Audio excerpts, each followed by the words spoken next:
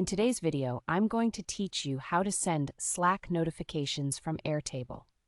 If you find this useful, consider subscribing and liking the video. Now let's get started. First things first, you need to head over to the Airtable base that you want to receive notifications from. This is where you'll manage the updates and notifications that you want to push directly into Slack.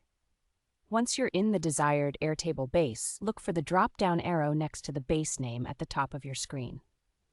Click on it, and you'll see more options appear.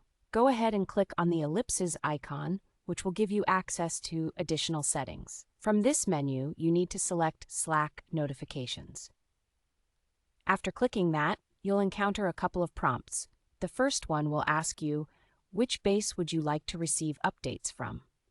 You should already have your base selected, but if you're setting this up for the first time, ensure that you've selected the right one.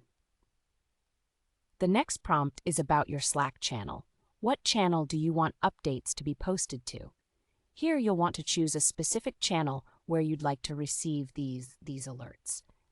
It could be a project channel, a team channel, or any channel that makes sense for your workflow. Alternatively, if you prefer, you can go straight to the Slack notifications page. This can be accessed in a new tab where you can see all the notification rules you've already set up or create a new notification rule. If you want to add a new one, you simply need to click on Add a Slack Notification Rule. Now you'll land on the notification rule configuration page.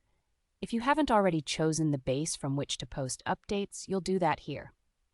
Then you'll select the Slack channel for the notifications yet again. Pay attention to any authorization windows that may pop up. It's crucial to click Allow for the integration between Airtable and Slack to work properly.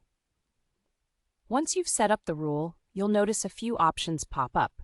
You can actually disable the rule if you decide you no longer want the updates to stream into Slack.